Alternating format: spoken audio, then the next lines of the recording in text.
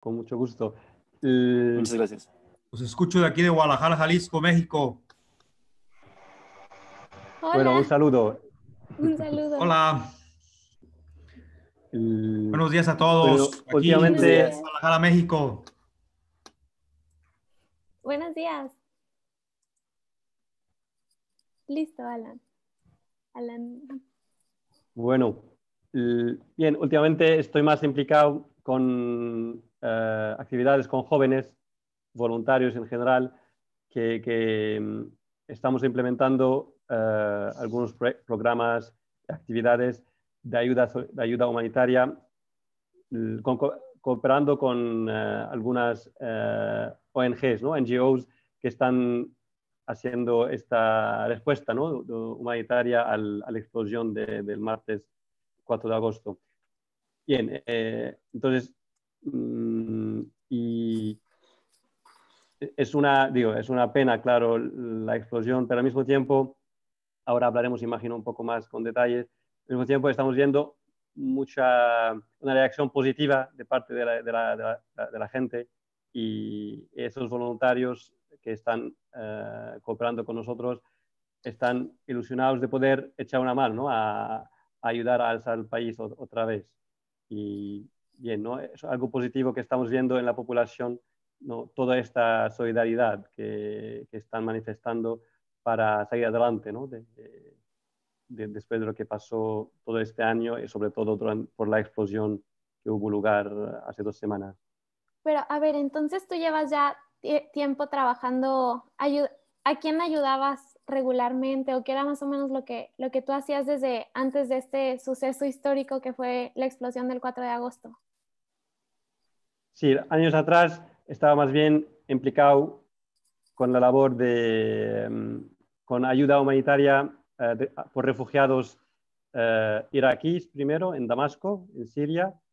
Eh, Después, cuando la guerra civil Siria empezó, eh, hemos también ampliado nuestro proyecto para ayudar población siria, sea en Damasco, y después en otros proyectos para ayudar a la población siria en el Líbano, porque hubo mucha emigración, mucho flujo de refugiados sirios, como sabéis muy bien, ¿no? En Jordania, Turquía, pero también en el Líbano. Líbano llegó a un cierto momento a acoger como más de 1 millón de refugiados sirios, según la ACNUR, ¿no? Entonces, estuve un poco implicado en un proyecto, sobre todo destinado a discapacitados, ¿no? Que sea a causa de la guerra ¿no? Entonces, fue un poco años atrás mi trabajo anterior. Ok. O sea que Vaya, ya era un contexto pues complicado. fuerte. Sí, claro.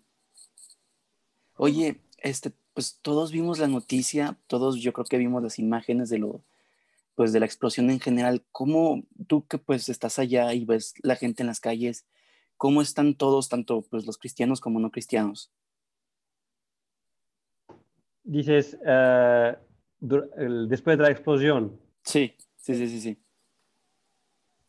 Bien, como puedes imaginar, fue un choque tremendo por todo el mundo, sobre todo los que han vivido esto más de cerca, los residentes de Beirut, pero también se escuchó, se movió la tierra incluso a kilómetros de distancia, ¿no? Sí. Y porque hubo una sensación de terremoto. Y mucha gente tardó un poco para darse cuenta, ¿no? de qué era esto, y no creía que era una explosión de un gas, de un material, perdón, que estaba guardado en el puerto, ¿no? No llegaban a creer que esta explosión que sentían como, ¿no? Muy cerca, porque se movía todo, estaba tan lejos, como a kilómetros de ellos. Y los que estaban más en Beirut, que la capital, en las afueras, como, ¿no? Yo estaba más o menos a unos cientos metros, no sé, 400, 500 metros del puerto, y la verdad Sentí como si es un coche bomba que acaba de explotar en la calle del edificio donde vivo. Y después hablando con mucha gente, la gente pensaba lo mismo, ¿no? Como pensaban todos que hubo algo enorme, pero en la calle misma o el edificio mismo donde viven, porque la onda llegó bastante fuerte, ¿no? en Beirut.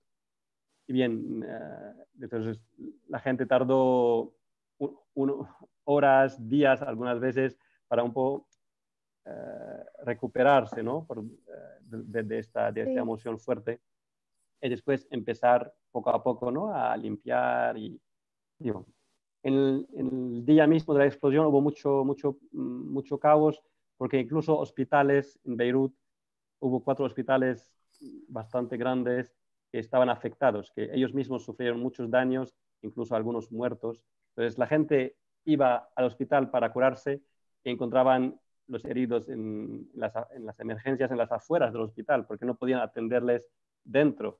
Entonces iba de un hospital, un coche que llevaba un herido, iba de un hospital a otro buscando un sitio para que se cuide el herido que tenía en el coche y no encontraban sitio. Entonces, esto creó un poco más no sé, Sí, ¿no? de angustia, desde luego.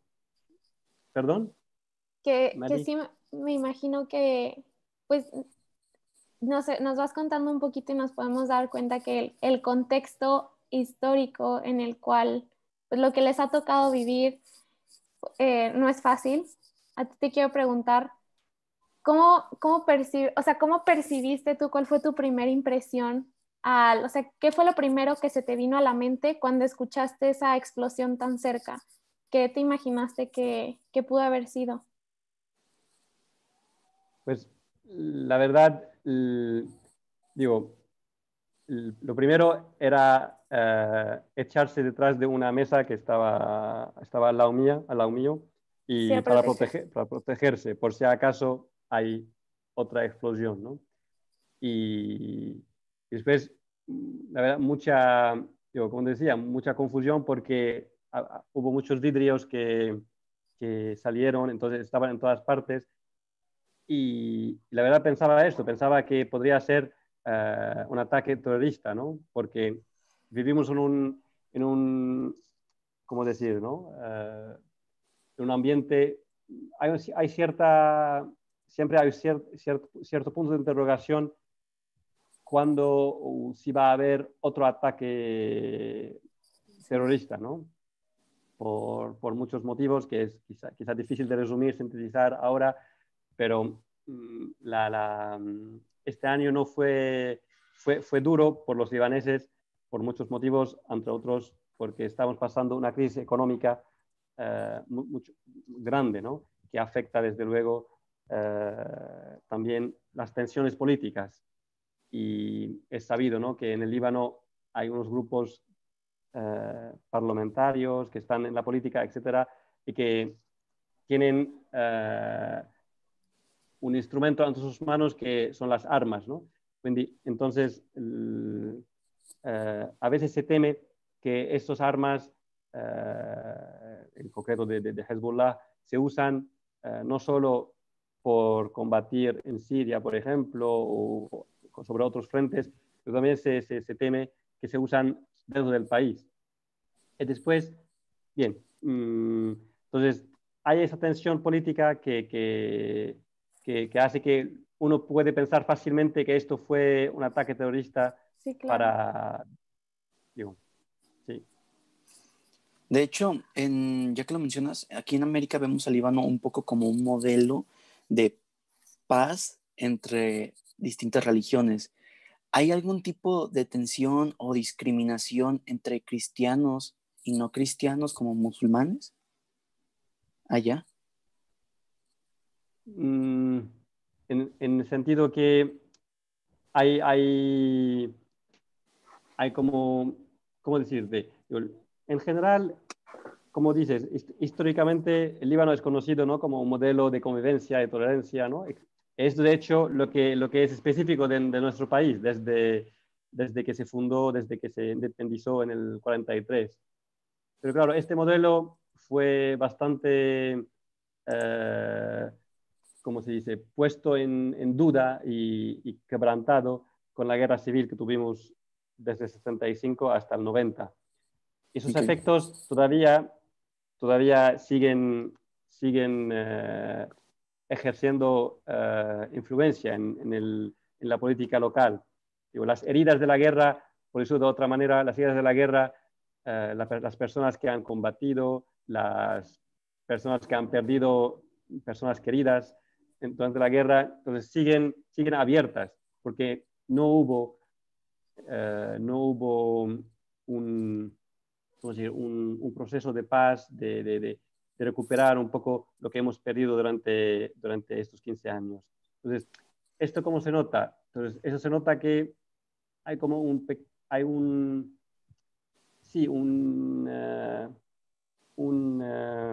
¿cómo se dice? Una separación, pues, sí, un muro, aunque no sea tangible, físico, físico, pero hay una cierta distancia, ¿no? De cierto recelo de personas de otra religión. Claro, esto no es, digo, siempre las generalizaciones no son correctas. Digo, después ves gente incluso que se casan, ¿no? Musulmán y cristiano, ¿no? Hay matrimonios mixtos, pero en general hay cierto distanciamiento, ¿no? Y uno entonces mira al otro con cierta sospecha, ¿no? Entonces, y eso, claro, afecta, no puedes construir un país si tienes varios grupos que cada uno está cerrado sobre sí mismo, ¿no? Digo, si o bien construyes con el otro, o bien es muy difícil hacer esta reconstrucción en términos de sociales, no solo económicos. No hablo solo al nivel económico, pero también al nivel de cohesión social, al nivel de convivir, como dices, al nivel de buscar el bien del país, que es un poco una visión de Líbano que sea, como decir, sobre la cual todo el mundo está de acuerdo, porque es lo que un poco nos falta aquí, es lo que hace que el Líbano sigue sufriendo muchos de las influencias de los países alrededor, es que cada comunidad un poco mira sus propias miras, ¿no? Sus propios intereses. Esto afecta, claro, la reconstrucción. Wow. Sí, esto es algo que no había pensado. Pues yo soy mexicana, nací vida, crecí como católica y pues estoy en un país donde en su mayoría somos católicos. Entonces, imaginarme la vida cristiana en un contexto como el que nos estás planteando, no sé, como que es algo que me gustaría que nos contaras. ¿Cómo es la vida cristiana por allá? O sea, ¿cómo van a misa? ¿Cómo reciben los sacramentos? ¿Cómo lo ven? O sea, porque acá es algo como que incluso se ha visto como el deber, ¿no? De tengo que ir a misa los domingos, o es súper común decir voy a misa, o ya hice mi primera comunión, o ya, ¿sabes? Como que es algo más normal.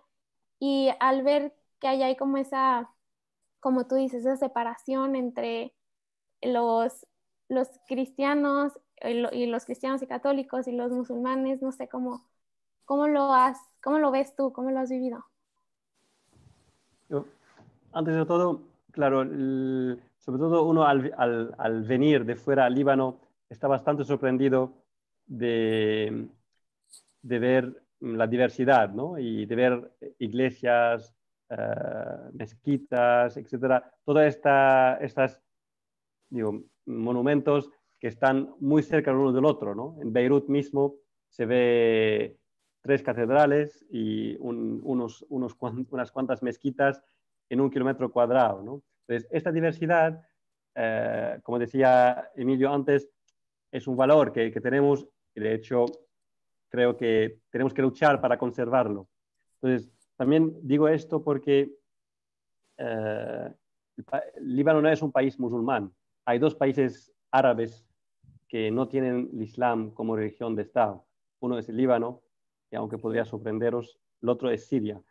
Y entonces, aquí aquí la libertad de vivir tu religión, incluso de convertirte, está permitida, ¿no? Está, claro, con discreción, llevándolo, ¿no? Con prudencia, ¿no? Conversiones del Islam al cristianismo hay, la verdad, hay muchísimos. Entonces, esto, ¿por qué lo digo? Porque para subrayar sobre todo esta idea, que el Líbano no es un país musulmán, no es un país árabe como los demás. De hecho, eso se ve bastante en la cultura nuestra, que está bastante abierta al occidente. Al mismo tiempo, tiene una abertura hacia los países árabes, ¿no? Entonces, se ve esta mezcla, se ve este mosaico, como mucha gente le gusta decir, ¿no? Que Líbano, que es como un mosaico que mucha gente se encuentra a sí misma, ¿no? Se encuentra feliz. Esto sobre todo dime, Emilio. No, adelante, continúa, ahorita. No, es una cosa también, creo que el cristianismo ha infundido, ha ayudado mucho a tenerlo presente en el Líbano, que es la libertad de expresión, ¿no? Estoy hablando un poco en términos generales también para situarnos, ¿no? Que el cristiano, ¿cómo vive el cristiano aquí? Entonces, aquí una persona puede decir lo que piensa, al menos en muchos casos lo puede decir, ¿no? Y las canales de televisión o otros medios pueden criticar a los políticos, pueden decirles muchas cosas que no es el momento ahora de decirlo, pero hay esta libertad de expresión que es algo también único en los países alrededor de nosotros. Entonces, y bien, entonces, esto un poco es el ambiente, algunas características, vamos a decir, de la sociedad aquí. Entonces, dicho esto, y también a causa ¿cómo decirlo, no? Hay mucho cristianismo que es más bien social, ¿no? Es un poco, forma parte de la identidad de la persona, ¿no? Por ejemplo, yo soy de rito maronita, que es un rito católico. Hay otros, muchos cristianos son de rito también greco-católico, bizantino, pero también romano, depende de la Iglesia Católica. Hay otros que son bizantinos, ortodoxos. Hay otros son caldeos, que vienen originalmente de Irak, etcétera, etcétera. Entonces muchas veces el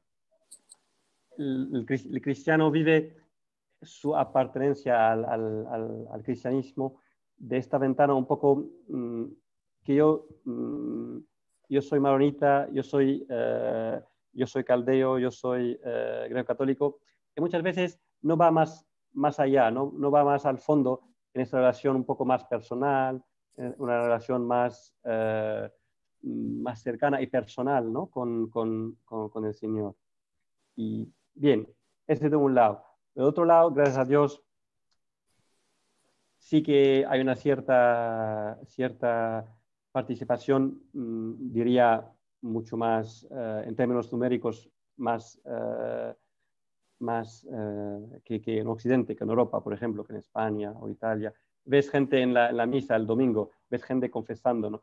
Ves gente rezando, ¿no? Y hay mucha devoción a los santos libaneses y no libaneses. Entonces, hay una devoción popular que yo diría que es lo que está salvando un poco el país, la esperanza de la gente, porque mucha gente viendo un poco la crisis económica, viendo un poco el panorama político, claro, están bastante tristes, incluso deprimidos, pero un poco lo que salva, lo que nos salva es esta piedad, ¿no? Esta piedad popular, ¿no?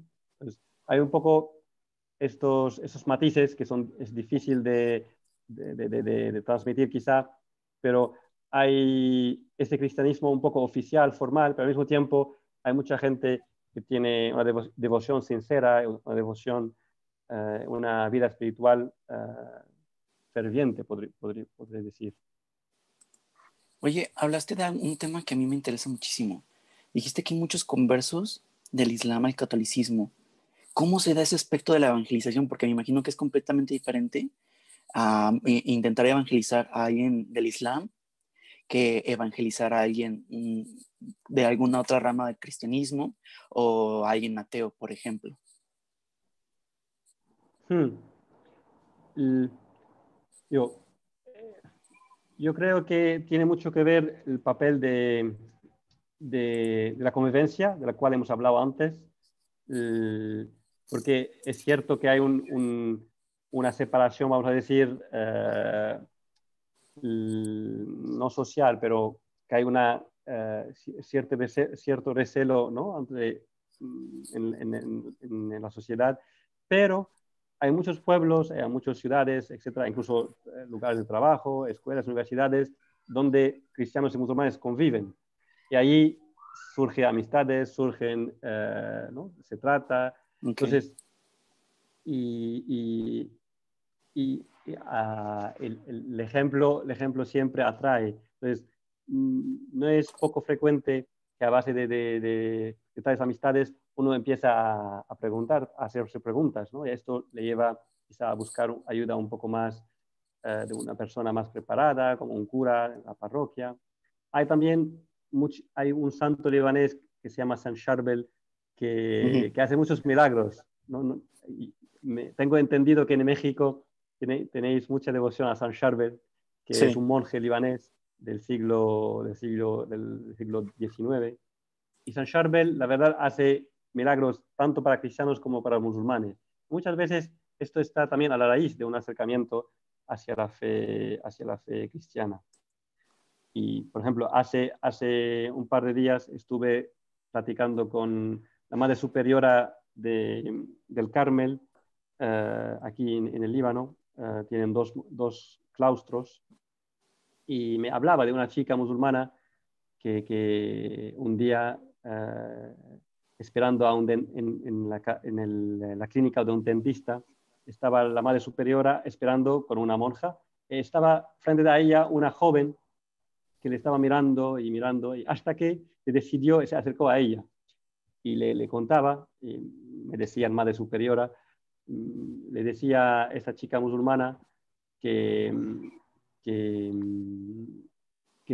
que Jesús le está manifestando, le está apareciendo en los sueños para explicar el Evangelio, hablar del Evangelio. Entonces, manifestaciones así sobrenaturales, es cierto que no abunda, no es que cada día tenemos milagros, etcétera, pero sí que se nota que el Señor y la Virgen y San Charbel están trabajando, ¿no? en nuestra tierra, que es una tierra santa, porque en definitiva el Señor pasó por el sur del Líbano, por Tiro, por Sidón.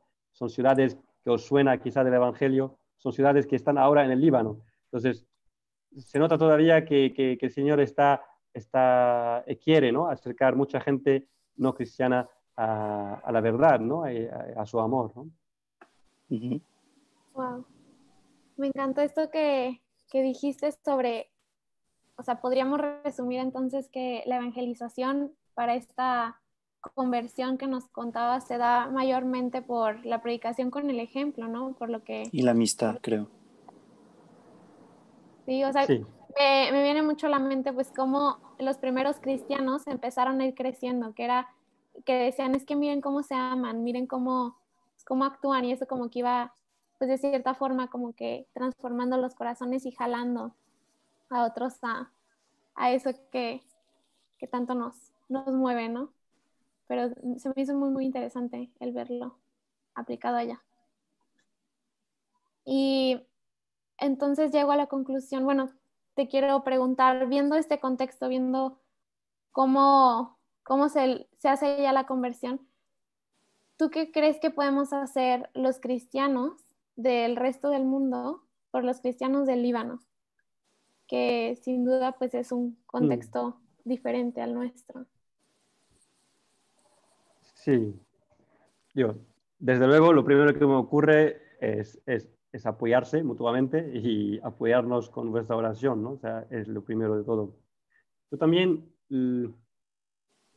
estoy pensando en un cura italiano que fue martirizado en Turquía hace unos años y que se llama Don Andrea Santoro, que fue a Turquía y sobre todo para hacer conocer a los italianos de su parroquia, pero también de Italia, para hacerles conocer el origen de nuestra fe, ¿no? Fue a un pueblo al lado del pueblo donde vivía Abraham, donde Abraham partió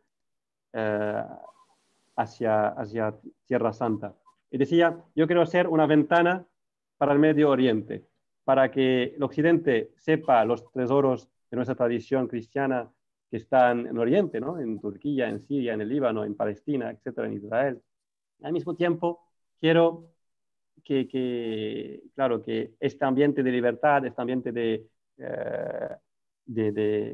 convivencia que está mucho más desarrollado en Occidente, también se transmite a la gente que está en Oriente. Entonces, sintetizando, yo creo que la gente se informa como estamos haciendo, ¿no? O que llega a saber un poco y a estudiar un poco más, ¿no? A profundizar cómo la tradición cristiana en primero se inició, ¿no? en Oriente, en el Líbano, entre otros, pero también en todos estos países. Y también cómo ahora los cristianos están viviendo, cómo ahora están conservando esas tradiciones. Entonces, es una fuente de crecimiento, creo, ¿no? Para la gente en México, en Occidente en general.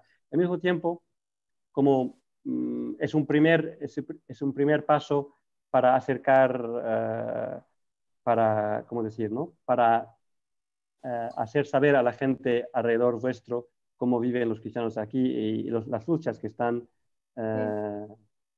manteniendo, ¿no? Oye, en redes se difundió muchísimo un video de un centro del Opus Dei después de la explosión muy dañado. Tenemos entendido que tú formas parte del Opus Dei. ¿Nos quieres explicar más o menos, para los que no conozcan, qué es el Opus Dei, cómo funciona, si es una congregación o solo una institución religiosa? Porfa. Sí, es una institución de la Iglesia Católica y fundada por un santo español que se llama San José María Escrivá de Balaguer.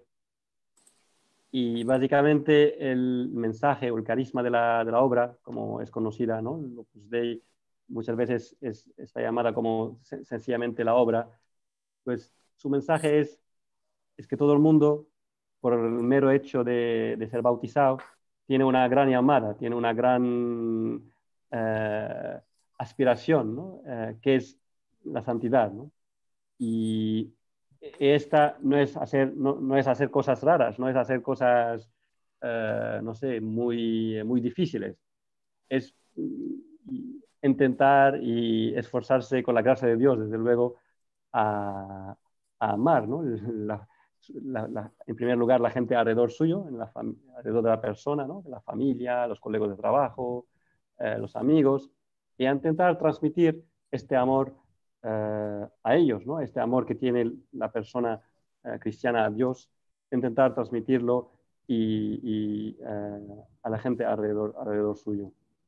Entonces podemos decir, es recordar a las personas que la santidad es un objetivo, es un fin accesible con la gracia de Dios, desde luego, con la fuerza de los sacramentos. Y bien, y dentro de esta vida ordinaria, desde esta santidad en la vida ordinaria, claro, el trabajo ocupa un lugar importante. Es aprender, esforzarse para encontrar a Dios también en el trabajo, también en las cosas ordinarias de cada día. Ok, y esto que nos cuentas, el mensaje que transmiten, ¿cómo ha sido acogido por la gente? ¿Es bien acogido? ¿O cuál ha sido tu experiencia o tu punto de vista? ¿A nivel mundial o...? No, en el Líbano específicamente. Bueno, lo cierto que aquí en el Líbano, gracias a Dios, como decía antes, ¿no? Hay mucha devoción popular, hay mucha piedad popular. Y entonces fue la llegada de la obra al Líbano es de los años 96, si recuerdo bien. Entonces, ahora que las enseñanzas de Concilio Vaticano II están más conocidas, la obra está más conocida, entonces cada vez se ve que está cogiendo, como se dice, que está teniendo más divulgación, ¿no? Este mensaje de la santidad en la vida ordinaria. ¿Por qué digo esto? Porque aquí, como en muchos países de Oriente, mucha gente piensa todavía y pensaba todavía antes mucho más, que la santidad esa es una cosa de religiosos, ¿no? Es una cosa de curas, es una cosa de gente que se dedica a esto, ¿no? Es su trabajo profesional. Sí. Nosotros hacemos lo que podemos. Entonces, yo creo que poco a poco se está difundiendo esta verdad, ¿no? Que la santidad es de todos. Y después una cosa creo que ayuda a que este mensaje sea mejor acogido, es el hecho que los libaneses en general aprecian mucho el trabajo, ¿no? Son gente trabajadora, ¿no? Y entonces hablarles que puedes encontrar a Dios en tu día a día, en tu oficina, etcétera, etcétera. Entonces, esto tiene fuerza de atracción, ¿no? Porque digo, es una cosa que puedo hacer yo, ¿no? Que yo, pobre hombre, lo puedo hacer. Entonces, yo creo que bien, ¿no? Al final es el Señor que hace crecer la planta y creo que la planta está creciendo poco a poco para dar cada vez más frutos por la gloria de Dios. Sí, o sea que no es un mensaje que se queda solamente limitado a que lo vivan y que lo entiendan los españoles y los latinos, sino que también en el Oriente, como nos cuentas, ha sido bien recibido, ¿no? Así lo ha entendido la gente y sí lo han logrado más que nada llevarlo a sus vidas, a la práctica. Así es. Claro, después hay gente que ve que esto no es su camino, que esto no es su espiritualidad. Entonces, gracias a Dios, hay muchas asociaciones, instituciones, etcétera, en el Líbano, y hay gente que son amigas nuestras que ahora están en un convento, tienen otra vocación, ¿no? Y lo están llevando adelante. Pero sí, es eso. Okay. Oye, para quitar leyendas negras de la mente de la gente, leyendas negras es una creencia falsa que se tiene. Muchas veces acusado al Opus Dei como elitista, que quiere tener y controlar gente de profesiones de élite. ¿Nos podrías aclarar un poco esta situación y más o menos hablarnos un poco de esto? Sí. Algunas veces platicando con gente de la obra, sobre todo fuera del Líbano, o leyendo artículos, etcétera, se ve esta etiqueta, ¿no? También la historia de la obra en España, hubo algunas veces ¿no? Estas críticas, ¿no? a la obra. Aquí en el Líbano, para no hablar de la obra en el mundo, aquí en el Líbano es cierto que hay miembros de la obra que son empresarios o médicos, pero también hay miembros de la obra que son agricultores, otros que son carpinteros y otros que son funcionarios, otros empleados.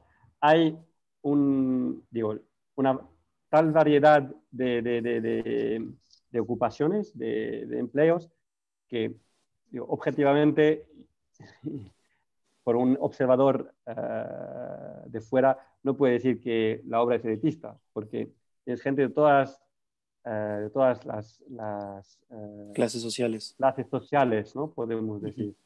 Y después hay amas de casa, ¿no? Hay gente, sí, que tienen un cierto nivel socioeconómico, y otros que viven con lo justo, ¿no? Que ahora, por ejemplo, con la explosión del otro día en Beirut, están pendientes de ayudas, ¿no? Para poder llevar esto adelante, ¿no?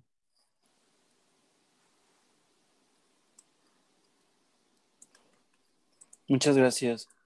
Entonces, para ti, bajo tu punto de vista, ¿qué aporta, además de todo lo que has dicho, qué más aporta el Opus Dei al Líbano? Lo que más sientes y más puedes rescatar. Yo creo también, juntando un poco lo que estamos diciendo antes de las heridas de la guerra civil y pues este mensaje del fundador del Opus Dei que hablaba de acoger todo el mundo, de estar abiertos a todo el mundo, de dar la mano a todo el mundo, pues es clave, ¿no? Para la reconstrucción de la sociedad, ¿no? En el fondo, estamos hablando del perdón. Y si no hay perdón, es difícil vivir juntos, es difícil trabajar juntos, es difícil no hacer cualquier cosa juntos. Entonces, que es en definitiva el mensaje principal del cristianismo, ¿no? Que la obra no está inventando, ¿no? Estamos subrayando lo que la Iglesia enseña desde 2000 años, ¿no? Que lo que gana, lo que vale la pena vivir y hacer es amar, es perdonar. Y creo que este mensaje vale la pena, como decir, ¿no? Sacrificarse y intentar hacerlo realidad en la vida de los libaneses, ¿no? Empezando por nosotros mismos, ¿no? Que a nosotros también somos los primeros que nos cuesta muchas veces perdonar y vivir esta verdad, ¿no? Claro, claro, claro. Sí, que es cierto. Pues ya nada más para cerrar, no sé si quieras dar algún mensaje y también pues vemos que estás involucrado en varias pues, organizaciones de apoyo, no sé si nos puedas compartir alguna para aquel que nos vea, que quiera y pueda ayudar, que, que se entere, que nos ayuden a compartir. ¿Nos puedes contar un poquito? Primero, agradecer la oportunidad de compartir esta experiencia con vosotros. Muchas gracias. Y después os invito a venir al Líbano, porque es cierto que México está al otro lado del Atlántico, pero creo que el verano es una buena ocasión, no sé, para hacer un campo de trabajo, para hacer una actividad solidaria, sea con la gente afectada por la crisis económica nuestra, sea con los refugiados. Entonces, solemos organizar tales, digo, actividades similares cada verano, ¿no? Con jóvenes. Y ahora es un poco tarde para nosotros porque estamos ya acabando el verano, pero el próximo verano podría ser una oportunidad. Después, claro, todo lo que la gente puede echarnos una mano con donativos ahora para reconstruir el centro, para arreglarlo, pues está bienvenida. Quizás después, a través de vosotros, puedo compartir un número de cuenta en España, que es más sencillo ahora porque tenemos un embargo, dificultades para recibir transferencias de fuera, pero Okay. claro, toda ayuda está bienvenida para alzar esto de nuevo y reempezar el trabajo apostólico y las actividades de formación aquí en el centro. Perfecto, Okay. entonces el tema lo damos por concluido y ¿te parece si ahora pasamos a una sección de preguntas? Buenísimo.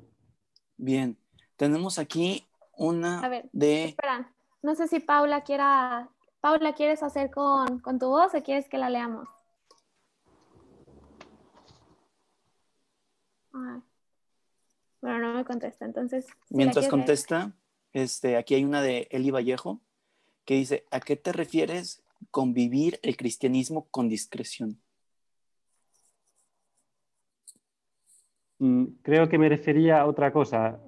Cuando hablé de discreción, creo que estábamos hablando de conversiones al cristianismo, que muchas veces es un tema delicado, ¿no? Sobre todo por la persona interesada que se convierte.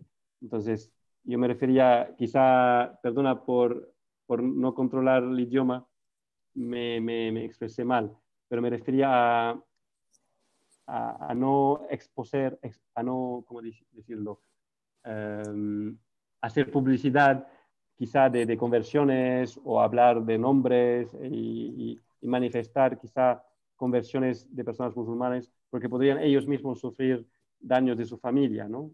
Aunque la libertad de culto está protegida por la ley, pero siempre hay tensiones y algunas veces más que tensiones que la persona en cuestión puede sufrir del hecho de su conversión.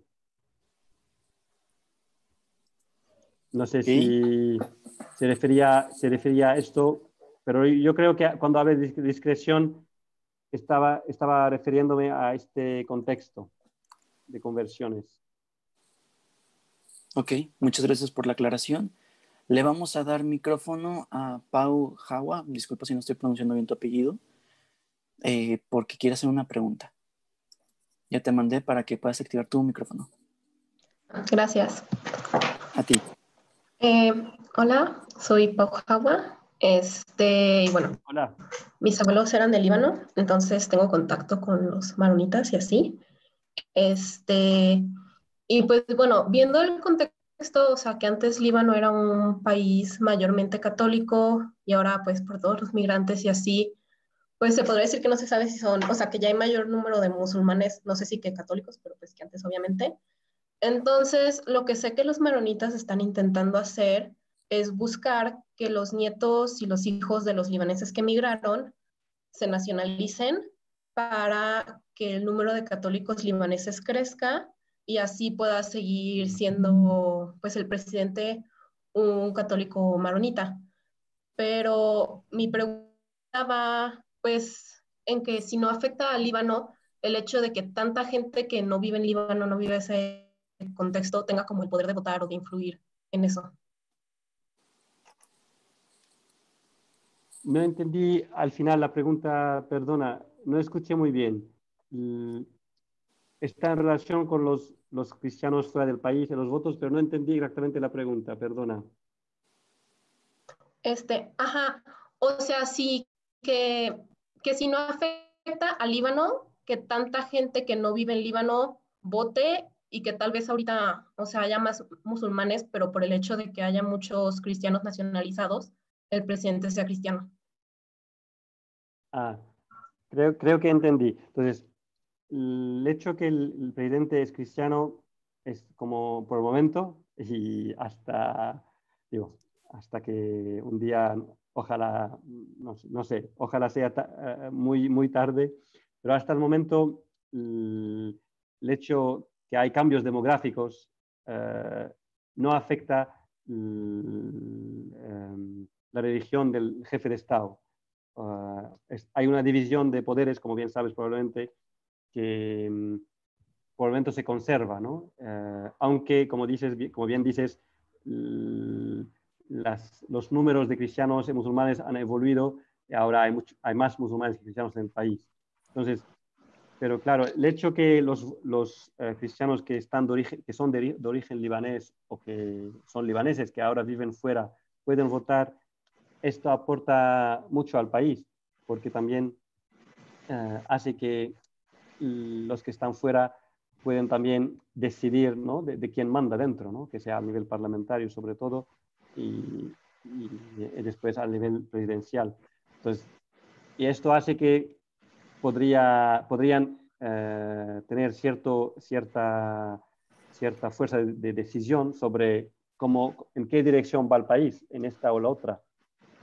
Y claro, esto siempre es importante porque muchos de esos libaneses están esperando para volver, están queriendo ayudar al país como puedan. De una manera concreta es esto, es votar la gente que ellos quieren. Y ojalá esta posibilidad sea abierta cuanto antes.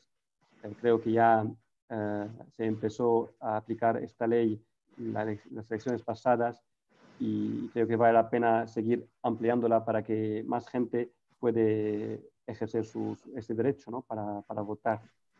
Espero que respondí a la pregunta, pero me dice si no. Sí, gracias. Ok, aquí nos llegó otra pregunta. No sé cómo se llama. Dice Galaxy S20 Ultra 5G. Buen celular, amigo. Buen celular. Es que a mí me gustan los celulares, pues. Soy apasionado No. de estas cosas. Lo que te quiero preguntar es que con esta pregunta salió su duda de ¿el gobierno es cristiano o musulmán? Entiendo, renunciaron la gran mayoría. ¿Cómo está la situación del gobierno actual? O sea, su duda va por ese lado.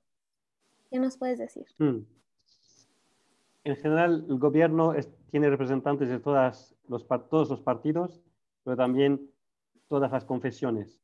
Claro, digo, siempre cuando y como es posible, pero en general está representado todo el país, ¿no? Y bien, Entonces, ahora dimitió el gobierno y entonces está la discusión para ver si formar un gobierno de unión nacional,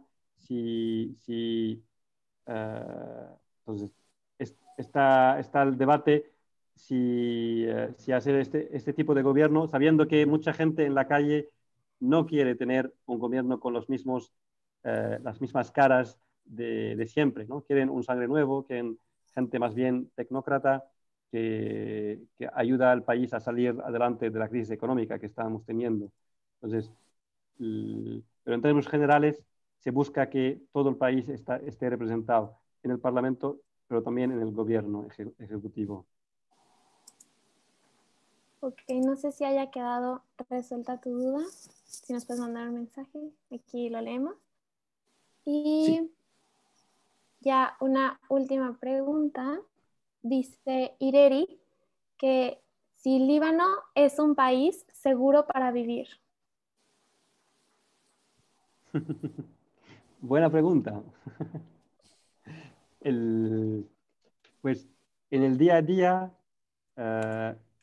yo diría, no sé si quizá vas a pensar que estoy exagerando porque es mi país, pero es más seguro que muchos barrios de Estados Unidos o de Francia, porque, bien, al nivel de la calle uno puede salir a pasear y a tomar lo que quiera, donde quiere. Cierto que hay zonas que dices, no voy a ir ahí para no buscar problemas, pero en términos generales puede uno vivir pacíficamente dentro del país. Dicho esto, hay ¿cómo decir? Siempre hay una cierta inseguridad de fondo que podríamos tener unos conflictos en el sur del país con Israel. Entonces, pero esto no, ¿cómo decir? No es un problema cotidiano, ¿no? Sí que es un problema de fondo que de vez en cuando, por desgracia, vemos unos sustos, pero esto afecta a una zona muy limitada del país, que es el sur. Pero dentro del Líbano, en Beirut, en la gran parte del país, uno puede vivir pacíficamente. De hecho, hay muchos extranjeros que trabajan aquí con NGOs o con agencias europeas, etcétera, que están muy felices. Tengo muchos amigos que llevan años viviendo aquí y están muy contentos. Ok. Ireri respondió tu duda. Bueno, pues listo, Sí, ya dijo que dijo sí. que sí. Pues De nada. muchas gracias. Dice que gracias. Y estaba Ok. leyendo. Liliana Aupart. Ah, mira, se apellida como tu madre. Es mi tía. Ah, tuve la oportunidad de visitar Líbano. Es un país, supongo, hermoso. Su vida y cultura me hizo sentir en México, desde la forma errática de manejar, como la calidez de su gente y su resiliencia. Ay, se movió. Su resiliencia hacia tanta injusticia. Me gustaría saber si hay algo que la iglesia está haciendo para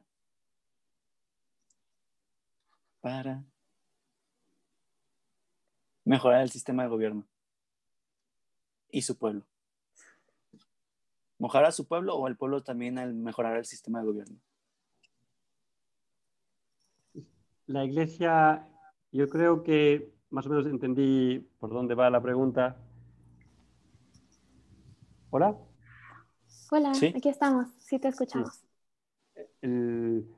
La iglesia en el Líbano tiene un peso moral grande, ¿no? Y desde el inicio del Líbano, el patriarca maronita ha tenido un papel muy activo, sobre todo como guía moral, ¿no? del país.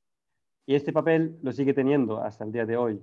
Entonces, cuando, por ejemplo, recientemente el patriarca maronita estaba llamando a los políticos a tener una posición neutral, a una posición, a no posicionarse ni con Irán, ni con Estados Unidos, ni con nadie, ¿no? A estar un poco fuera de este juego de influencias y de poderes.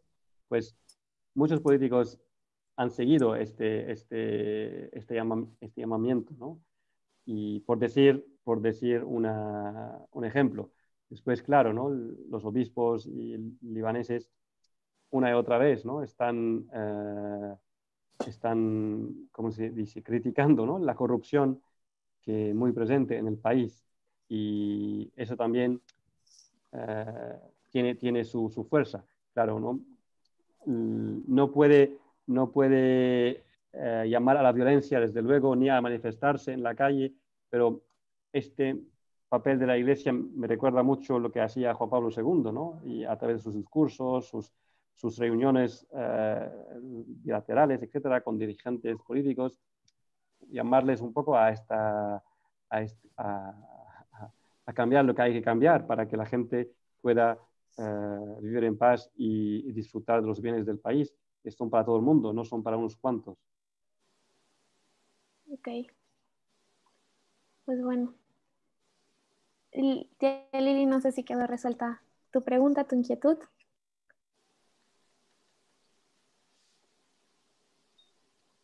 Bueno. Tenemos... 2 preguntas más. Sí, ¿cómo estamos de tiempo?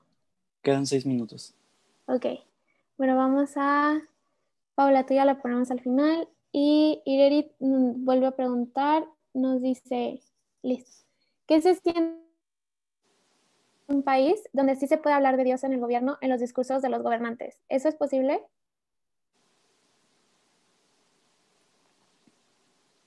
Y cómo se siente vivir aquí la religión forma parte del panorama político, puedo decir, ¿no? No es yo sé que en México creo que es un poco distinto, sobre todo en la Sí, historia del siglo XX es un poco distinto, pero aquí el sistema, aunque sea democrático, pero al mismo tiempo es confesional. Entonces, el hecho de ser cristiano o musulmán afecta todo lo que haces en la vida, al menos a nivel, si quieres entrar en política, ¿no? Entonces, hay unos cupos para cristianos maronitas, unos cupos para musulmanes sunitas, otros para chiitas, etcétera, etcétera. Bien, ese es de un lado, pero también es muy normal hablar de Dios en un discurso. Esto a la gente no le sorprende, porque en general son gente más bien que tiene raíces religiosas, sea musulmán o cristiano. La gente no se sorprende. Ok. Ireril, dice que es muy interesante y que le es difícil imaginar eso. Es que en México tan siquiera la Constitución no es laica, de hecho es atea. So, para nosotros es bastante complicado imaginar discurso o hablar de Dios en política en país, y más cómo está la situación global en general. Una última pregunta igual de Pau Jawa. Aparte de donar dinero y hablar del tema, ¿cómo podemos ayudar? Yo he dicho también, rezar para nosotros, no lo digo por retórica. Y hoy es un buen día, además, hoy es un buen día porque es la Asunción de la Virgen. Sí. Sí. Creo que digo, mucha gente me está contando, ¿no? Como si no era por una protección muy providencial de la Virgen, mucho más gente hubiera muerta, ¿no?, durante la explosión última. Y creo que también me decía la superiora de los carmelitas, ¿no?, las carmelitas, perdón, que el Líbano es un país bendecido por Dios, por esto la Virgen triunfará, ¿no?, sobre todos ¿cómo te dice?, las tramas del demonio, ¿no?, del mal. Y eso se nota, ¿no?, gracias a Dios, ¿no?, como decía antes, ¿no? Es cierto que la gente está triste, la gente está un poco, ¿no?, con ánimos quizás de irse del país, etcétera, pero hay un movimiento, un poco de esperanza que es con toda esta gente en la calle ayudando a reconstruir el país, ¿no? Y creo que esto se puede hacer algo rezando por nosotros, porque necesitamos gente buena que se quede dentro del país, gente cristiana y musulmana para reconstruir esto. Porque si la gente educada, si la gente que tienen diplomas, etcétera, empiezan a buscar, de hecho están buscando y están viajando fuera. Si todo el mundo va fuera, entonces, ¿quién va a rehacer esto, no? Y bien, creo que vale la pena bien, rezar por nosotros y apoyarnos. Ok, sí, más que nunca. Hmm. Bueno, pues ya, ay, si hay otra pregunta. En cuestión de tiempos ya estamos al límite, pero si quieres una última, pero final. Sí, vamos. Nos la pasó Mariana, que la hizo María Dolores Calderón, que dice, ¿cómo alentar las visitas al Líbano con la pandemia y el terrorismo? ¿Cómo dar confianza? Las preguntaron vía YouTube. Sí, no, claro, ahora es un poco complicado que sea para México. Aquí también tenemos unos casos de corona. Yo estoy más bien, estaba hablando más bien de meses, espero meses y no más en adelante, ¿no? Poder Okay. hacer alguna actividad aquí en el Líbano, ¿no? Y, y por el terrorismo, llevamos muchísimos años sin actos terroristas, ¿no? El último todavía no está claro la última explosión, me refiero, no está claro cuál ha sido la fuente, pero espero que no sea un acto terrorista. Ok. Sí, aquí nos dicen que es un lugar muy bonito para ir a visitar. Pues bueno, creo que hemos tratado temas muy interesantes. En lo personal sí me llevo en qué pensar. Te quiero agradecer por dedicarnos este tiempo, por compartirnos sobre tu experiencia, sobre todo lo que has visto, vivido y sabes. De verdad nos has nutrido con, con lo que nos has dicho hoy. Y pues, no sé si quieras agregar algo más. Pues muchísimas gracias para la acogida una vez más. Y estoy también, sé que en México, hay muchos libaneses de origen libanés y os invito a seguir creyendo en el país, ¿no? Porque como el fénix, como ¿no? hay un pájaro legendario, mítico, que es el fénix, que renace de sus cenizas. Y creo que vale la pena, que no es solo un mito, ¿no? Es una realidad, porque como decía antes, ¿no? Hay una persona muy especial que cuida a nosotros, ¿no? Que es la Virgen, que nos ayudará siempre a seguir adelante. Ok, claro que sí. Pues bueno, los queremos invitar a seguirnos en nuestras redes sociales. Este fue un evento organizado por Amén Católico en colaboración